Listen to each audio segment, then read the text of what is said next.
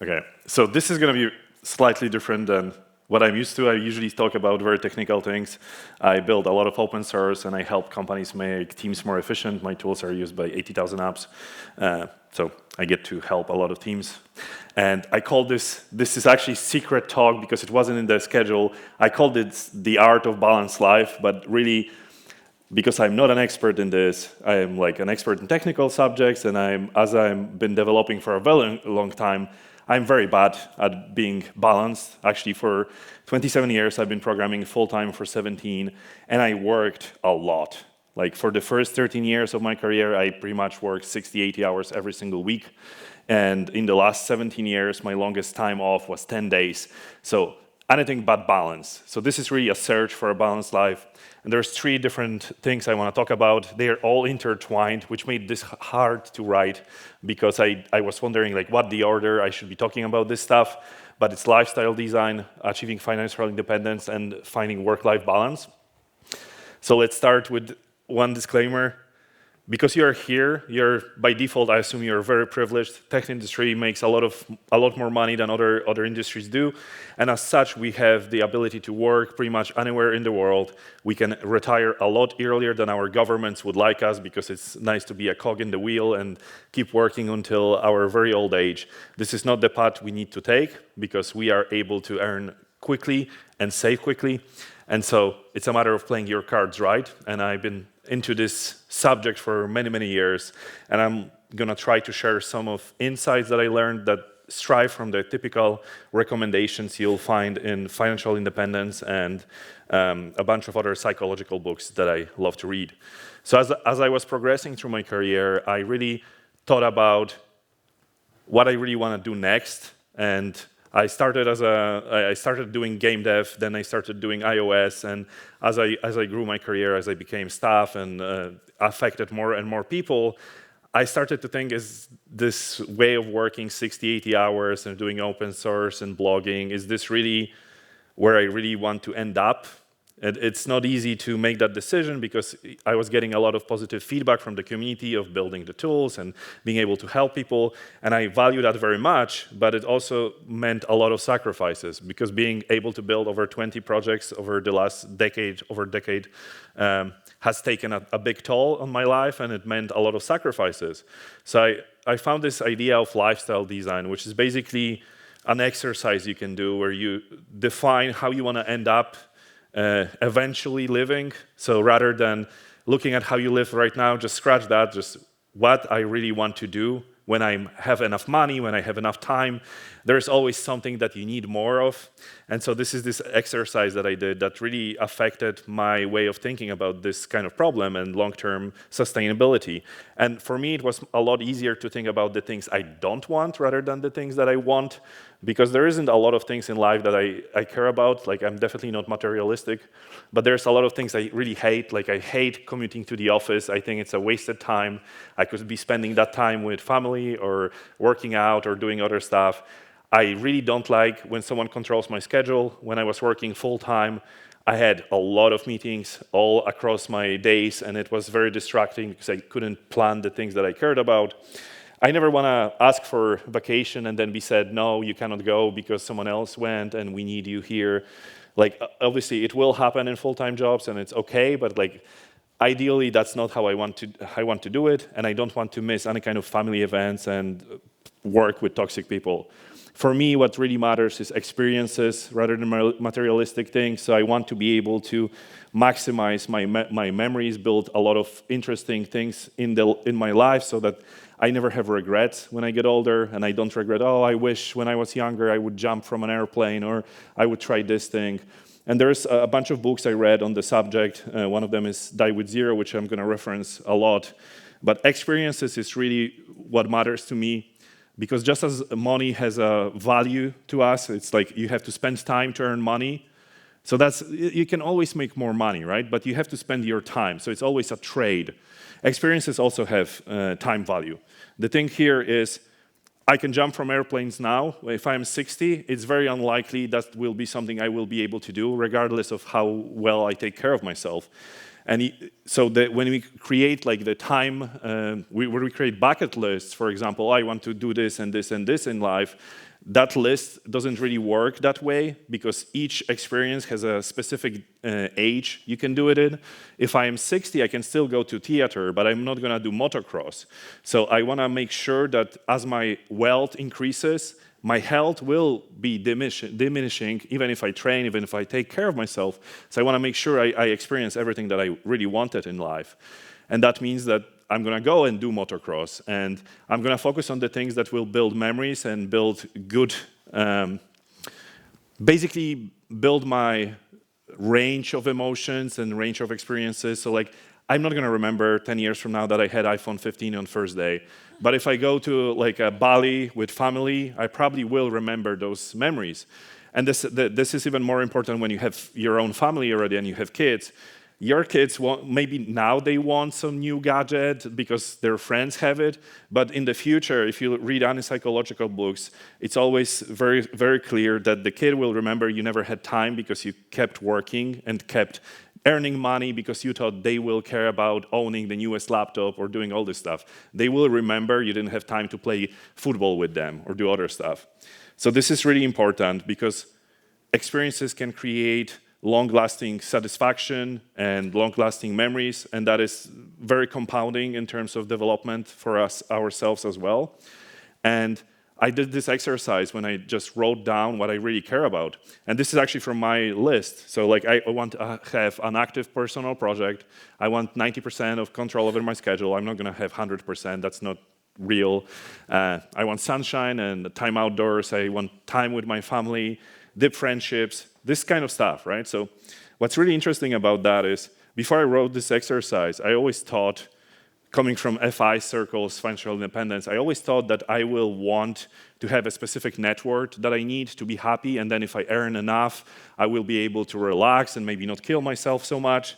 But that was not the case for me. When I wrote this down, I realized money is required to gain freedom to be able to have that control over schedule, maybe not work full-time, but I don't really need more money that I already had. So I decided that I'm gonna stop doing full-time because every year I was saying, oh, this is last year, I'm doing full-time, and then I'm gonna work part-time. I decided to do that in May, so since May I have not been working full-time, and for now I'm not working full-time, just doing consulting and focusing on helping as many teams as possible, but being very picky about the amount of work I take. I never take more than 20 hours per week for consulting right now, and I have been enjoying it a lot. So how can we gain that freedom? So the easiest way, well, the most sustainable way to do it is to build financial independence. And it's a movement that has been gaining traction over the last few years, especially in tech. It's been popular for a very long time in other industries, and there are like two main ways of achieving financial independence that end up with either lean retirement, era starts for retirement early, or fat era. So lean era basically means living very frugal, minimalistic life where maybe you do everything yourself. You cook, you even have a garden where you grow your vegetables, all this stuff. So it's extreme, and it means you don't need to make a lot of money, and that means you can achieve it earlier. But I would say it's a balancing game, especially in tech, because if we already prioritize experiences over ownership, those things are not that expensive. Like jumping from an airplane doesn't cost thousands of dollars. It's actually pretty cheap. Joining an improv class can generate a lot of memories, a lot of skills, and it's so much cheaper than buying an iPhone. So if you already prioritize those things, your requirements for money goes down. And the thing with frugal living is that those people really go to the extremes, but we have a very high earning potential on tech, so I can charge a lot per hour. And if I charge a lot per hour, it makes no sense to be too frugal, because like I could clean my flat, but a cleaning lady that comes to my flat takes $30 for 3 hours of cleaning. I make more than $10 per hour, so it makes more sense for me to do an hour of my own work and hire someone, and it's good for economy as well. And you can never buy back time. So I can always make more money. If I decide, I can take more consulting and I'll earn money that I need. But if I am 50 and I realize, well, actually, I wish I worked less, there is no amount of money I can spend to regain the years of my life that I lost. And this is something interesting because I noticed I do software, like commercial software for engineers as well, and engineers have this tendency that they don't buy tools, at least on iOS. Like in game dev, my background is in game dev, people are much more welcoming to spending money to get components and subscription services. Whereas on iOS, there is this idea of I'll do it myself. I would recommend buy courses, buy services, and leverage the amount of hours people spend to be good at it or create great tools and save your time, because you can always make more money, but you will never regain that time. This is really important. And if you read the diaries of people in their nursing homes and what they regret, I have never seen anyone regretting, oh, I wish I worked more. That is never the thing that you care about at the end of your life. So what is the FI number? So there's like this basic math that says, if I save 25 times my annual expenses, and I invested over 4% over inflation, it means I have infinite money. I can take out 4% and my money never disappears, which is fine for like a standard recommendation. But it makes a very important assumption. First of all, it assumes you'll never make a single dollar in your life, which pretty much, I believe, everyone here would not be true, because if we got into tech, if you got into creative things, you really want to do it. Even if you decide you have enough money, you will still try ideas and projects and indie projects. They might make money or they not, but it's very unlikely that for the rest of your life you will never earn money. So that assumption is just wrong. And the other assumption that's even more important is you want to die with the money you started with. So if your FI number was 2 million, you want to die with 2 million when you're 70. What is the point of that? There's this book, Die with Zero, that talks about it, but if you are going, like some people will say, oh, I want to leave money to my children. Well, by the time you die, hopefully your children are adults at that point, and so they don't really get that much leverage from that money. Getting a bag of money when you're 30 or 40, it's nice, but is it really going to affect their life in a significant way? Wouldn't it be better to spend that money as you lived, to spend time and do experiences with your family, take them to Bali or take them to Thailand, and actually enjoy time together? I feel like that's a lot better choice. And so if you remove that idea of spending the money as we live, and whether that's, you could give it to charity if you want, you can spend it on family, on friends, or just finishing your work earlier. But if you make that assumption, I don't want to die with the same amount of money I started financial independent, well, then you have two choices. You can either spend more than that 4%, and live more lavishly. For me, it makes no sense because I just don't care about ownership. Or you can retire much earlier because your number goes down. You don't need 25 times your annual expenses now because you don't need to keep maintaining the money. So you can use things like Fire Calculator to see how much money you really need, but that numbers go significantly down. So you can retire when you're 40 or even earlier, depending on when you started. And it's also like this freedom of having financial independence means that you can take bigger risks now, not when you're older. Take the big risk before you have a family, ideally, so that when you have a family, you have more time to spend with them. And I think this for me, that has been a very important thing, because I don't have children yet, but I plan to in the next few years. And as such, I made the decision that this is the last time I want to try pushing hard and doing indie stuff and seeing what takes or not, because once I have children, I want to be available for them. I don't want to be the absent father that goes and makes a lot of money, but is never there. That is a terrible way for me to think about my role. So what happens usually when people reach financial independence? Most people don't actually stop working. They just have the freedom to say, fuck you, in case they don't like the work they're doing. And this is really important. Being able to say no makes a lot of things easier. You can work on projects that excite you. If someone is toxic, you can just say, well, goodbye. If you cannot affect the company, you can just walk away, and you don't have to worry that your family won't have anything to put on their table. So that's really important.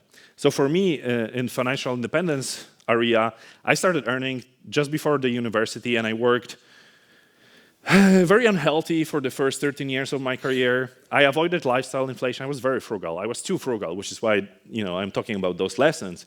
At some point, I spent less than 9% of my income, which is a crazy amount of savings. But I was able to do that, not just because I made good money in tech. I didn't make like millions, but I simply had no life. I didn't have time to spend the money that I was making. So it was kind of easy to save a lot because work was the only thing I did. And then in my late 20s, I had this year where I made, I think, 20 times what I made in the first year of my work.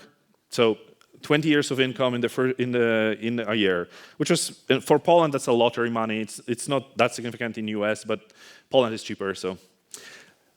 I should have been happy, right? I made a lot of money. I looked at my tax returns. I couldn't believe I made that much money. And then I was like, how does this year look like? And then I remembered I only had 3 good memories from that year that were not work. That is not a nice thing to feel. So I was successful at work, but was I even living?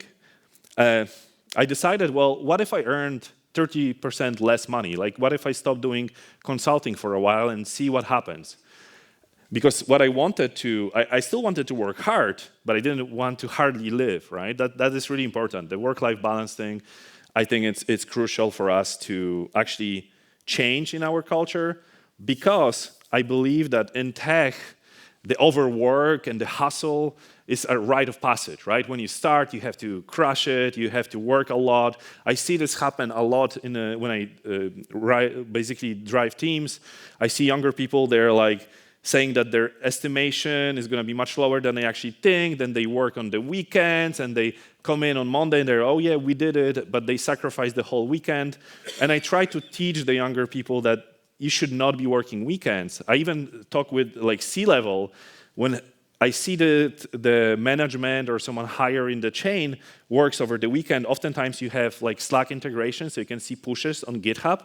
So I spoke with a couple of companies when I worked, and I asked the management, if you want to work on the weekend, it's your choice. Can you please not push your commits until Monday?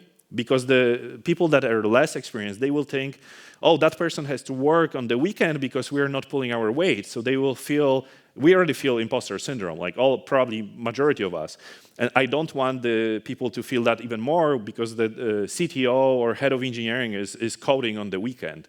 So this is really important, because not only does it rob us of our personal lives, but it's also unsustainable in the long run. So you will burn out very hard.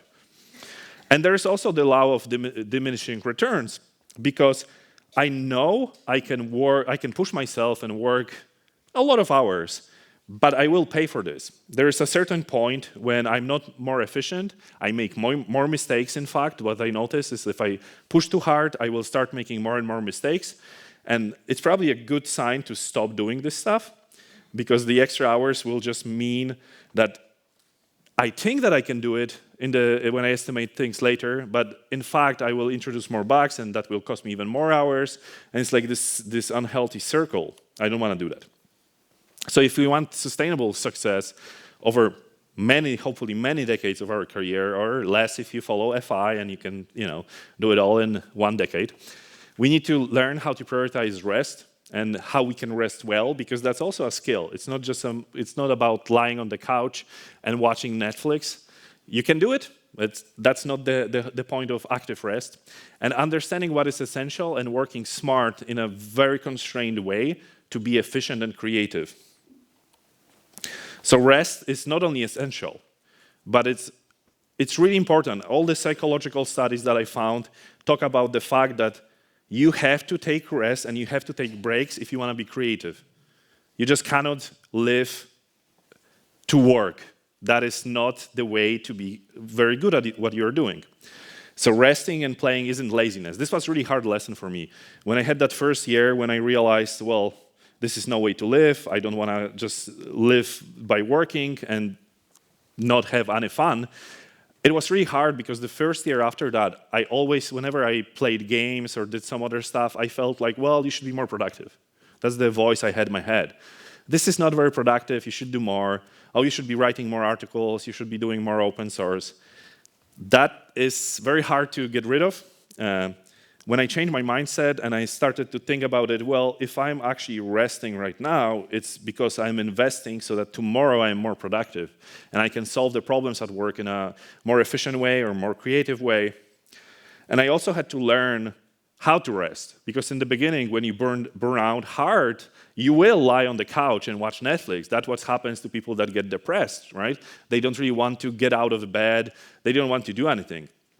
But for me, I learned that it's really important to find other passions and other interests that I can do so that I can still stimulate my brain and use that time to think about other stuff so that my brain can work to memorize and to relax other parts of, like if I'm coding a lot and then I do something else, it gives me time to actually process what I did, and then next day I start fresh, and it's really interesting to see how good of a return it gives me, because I'm meticulous at tracking stuff, so I actually did track a lot of satisfaction, mood, all this stuff, and I saw very direct correlation, and research supports that as well. So there's an active rest you can do. Like, for example, I play board games with friends, and it's very competitive. I'm not talking Monopoly, I'm talking we play Heroes of Land, Air, and Sea. It's basically like Warcraft. You have to build your castle, you have to fight with heroes, and my friends always get angry when they lose, and I recently got my ass kicked, and I was so pissed because I had to stay for an hour and watch them play, and I couldn't do anything because I was completely destroyed. But it's nice, because I don't think about programming. I don't think about life problems and all the things I have to achieve, or the house I need to upgrade if I want to have a family. All this stuff just disappears. I focus on something else, and that makes me more relaxed. So when we talk about work-life balance, I also think that what's really important, there's this book called Essentialism that I really enjoyed. There's a couple of books about this topic. There's One Thing and a couple other.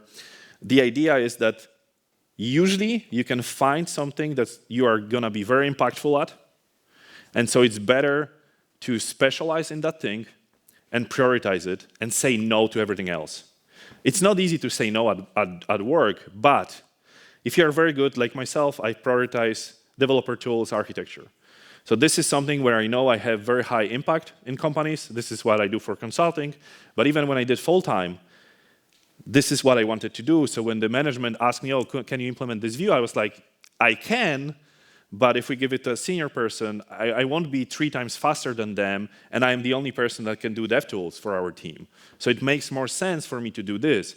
And if you explain this correctly, obviously it wasn't that short of an explanation, but if you explain this correctly to management, they usually listen. So you can keep adding your skills and experience in the area you want to have impact in, and that way, not only are you more satisfied, because honestly, the best way to maintain momentum, whether that's training or working, is to actually get positive feedback, whether that's progress at the gym, whether that's commendation from your team. So if you keep investing into one area, you will get better at it. When you get better at it, it's easier to get more of it to do, right? So if I'm doing great DevTools, it's easy for the company to let me do more DevTools. So focus is really important. So I don't want to juggle multiple projects. When I actually left full-time, I had this idea, I'm going to allocate each day to do a different project. I had a couple of ideas, well, not each day, but I had 3 projects that I wanted to do. And I started doing that, and it was terrible for me. It just didn't work, because I like to focus very deeply and work very hard for a shorter period of time, rather than, oh, on Monday I'm going to do this video course I'm doing, on Tuesday I'm going to do this app, on Wednesday I'm going to do consulting. That just didn't work for me. Sharp focus, what is truly essential, get it done, move to the next project. That for me, personally, is really important. So the question to ask here is, where do you have the highest impact? Is it DevTooling? Is it animations? Is it music? All this stuff you can specialize in. And you can still do other stuff, but even from a commercial perspective, when I started consulting many, many years ago, I actually program in a lot of different languages, and every project that I launched, I have 6 apps on the App Store, every project I launched has multiple languages in it. But I never advertise that, because I want to be known as an expert in Swift, because that's how I make the most money. And this is, if you specialize, it's easier to become an expert in something. If you become an expert in something, you can charge a lot more. If you charge a lot more, you can work a lot less, because at some point you reach a point where it's not about the money, increasing the money you make, it's about decreasing the time you need to make the same money. There's no happiness above specific, let's say your number is $150,000, right? The research was like 70,000 or something. So you could keep increasing that number and keep working more, or even if you work the same, let's say you work 60 hours per week, and you started with $100,000, you went up even to $300,000. Are you going to be more happy? Like, if you're a big spender, maybe, but like material stuff doesn't, in psychology, doesn't really give you that satisfaction. But what if you made the same amount of money, but you only had to work 10 hours per week? That frees up a lot of time to spend with your family, friends, to do your side projects, to do whatever excites you. I think that's a much better deal in the long run. When we try to achieve financial independence, we try to build this lifestyle that's just more sustainable. One of the core things that I notice is you have to have very clear boundaries, especially as a remote. I've been in remote for 11 years. This is by far the most crucial thing, having good boundaries. And what I mean by that is there is a time in day when work has to end. And I know some people like to split it, so they like do some work in the morning and then do some work in the evening. But if you still have to do some work before you go to sleep, it's constantly over your head, and you will think about it. There is no way around it. You will think that you still have to do something. I don't think that's healthy, in my experience at least, and also like if you read research on sleep and stuff like that, even like personal experience, every time I work before sleep, I sleep about work, which is not the greatest dreams I could have.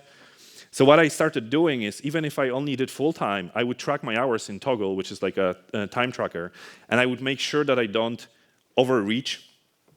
The other thing that I found very interesting is there's this book called Effortless, which is by the same author that that wrote Essentialism, and he talks about having range.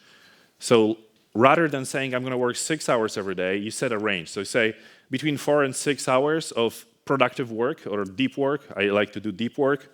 So what I notice is I could do 12 hours, but it's going to cost me in the long run. And it's a long-term efficiency thing that I'm going to do 12 hours today, 12 hours tomorrow, and then I'm going to burn out and I'm going to be off for 2 weeks. That doesn't seem very productive in the long run. I'd rather finish my work, even if I'm excited about something. That's kind of interesting. Even if I'm very excited about something and I hit 6 hours of work, I will stop myself. Because what I noticed in research is that if you finish something and you're excited about it, you're very eager to get back to it. So the next day that you start the work, you already know what to start. This is actually something that a lot of writers use. So they end writing a book when they start the story, not when they finish. So they start something, and that way then the next day when they want to get back to it, they already know the first few words they want to write, and that makes it much easier to get into groove of writing the next day. So I do the same with programming. I am very organized when I have to do a lot of work, so I really like getting things done methodology, and I use Pomodoros, but I don't find the default Pomodoro to be very useful because for me 20 minutes is very little time, and I would prefer like working 50 minutes focus, 10 minutes breaks, and really like the efficiency when you put deadlines, it's really impactful. Like if I don't have that range before I started doing that, what would happen, even if I didn't have a lot of work to do, I would stay in front of my computer for the whole day. At the end of the day, I wasn't satisfied because I didn't have good efficiency, I didn't have high output. But when I said I'm gonna only work 6 hours, that was like, okay, I cannot be distracted. I have to focus. This is like all the time I have today. And let's say I like to start early. So let's say I start at 8 a.m. I need to finish by 4. And it's like, I'm very organized. I do the work efficiently. And when I finish, not only do I have the rest of the day to enjoy the things that I care about that are not work related, but I also feel very satisfied because I was extremely efficient. So this is really interesting exercise to do. Just try to put even if you're not managed by someone, try to put in your own deadlines. The other thing that's important is self-care. And this is like, I like meditation. I worked on Headspace, so I'm biased, but I actually recommend Calm because it has more content now. Meditation clears our head. It lowers reactiveness. In research, it even improves health. So it's kind of interesting because they research like injury recovery, and people that meditated recovered faster. So all benefits, it's not really hard to meditate. And the other thing is you have to take care of your body and your fitness. You shouldn't be a bodybuilder because that's really not healthy. My shoulders are attesting to that, unfortunately. But how can you say that? How can you think that your brain is working at 100% if your body is struggling, right? If your respiratory system is not working well, if you're severely overweight, like all those things add up. So I noticed that every time I let myself go and I wasn't training, I wasn't taking care of myself, my productivity went down, my creativity went down. So it's really worthy investing into right foods and some kind of sport. It also, like what I noticed, and I spoke with a couple of people at this conference as well, regardless of what sport you do, a very common pattern is that people find it very similar to meditation. If you go for a run or if you train at the gym, you stop thinking about other problems. Because the misconception with meditation is that you'll achieve some Zen state where you don't think about anything. That really doesn't happen for a majority of people. How I think about meditation is if I meditate, I'm becoming more aware of my thinking, so I can see my thoughts like clouds passing through. And the difference between meditating and non-meditating is I can observe it without grabbing it and over-focusing on it, which makes it a lot easier to let go. So the same with sports. If you go for a run, you can clear your head. If you go for a gym, I cannot focus on anything else because I'm going to kill myself if I try to bench press 200 kilos. I need to be in the zone. I need to be here. And if I'm here, I'm not at work. I'm not dealing with problems in my life. So highly recommend picking up some kind of sport. There's a bunch of books and articles that I recommend. Your Money or Your Life is a classical financial independence recommendation, and it also talks about the value of time. So to make money, you have to sacrifice time. You cannot buy time back, but you can spend money to avoid losing that time even more. Die with Zero is great because he talks about the fact that our health deteriorates over time, our wealth increases, and it's about finding the crossing point so that you get most of your life.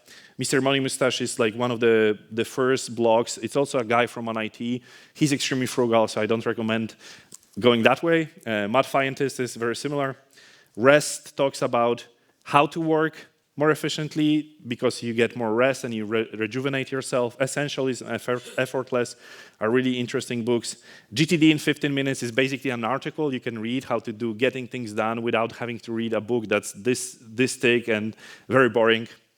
One of the main ideas of GTD or main benefits of GTD is you have a system you can trust, so you get rid of thinking, oh, I have to remember about something. And it's the same pattern that I mentioned when you have work that you still have to do today.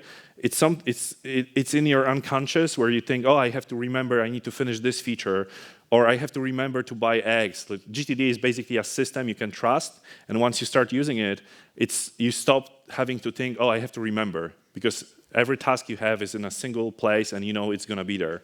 So highly recommend using that if you want to be more efficient.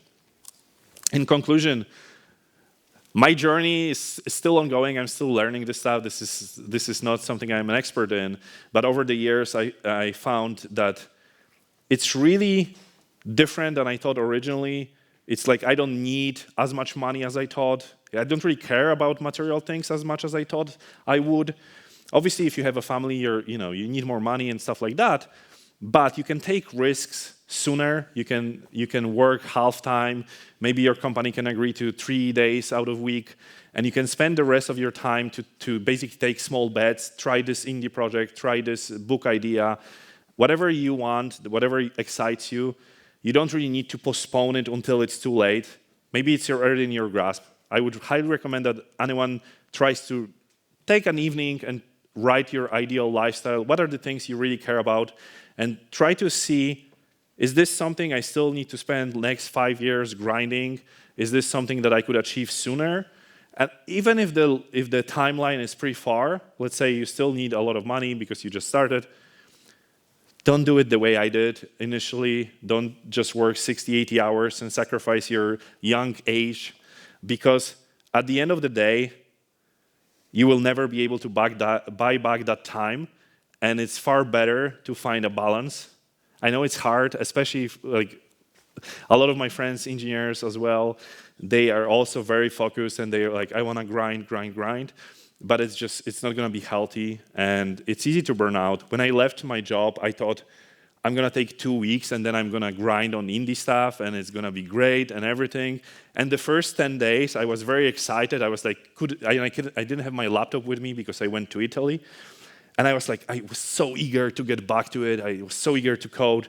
And then after 10 days, which was my record until then, I realized, well, I don't actually want to work that much. I don't actually feel that excited. It took me 2 months to recover after leaving the full-time. Now I am excited to do stuff again, but it was still good recovery because there are people that burn out and they need years to even come back or even abandon their industry. So I would highly encourage building tools and techniques to avoid getting to that point. And there is a lot of lessons we can learn from each other, and I hope more people talk about this stuff. So I hope that you can prioritize rest, you can prioritize your mental health, and general health as well.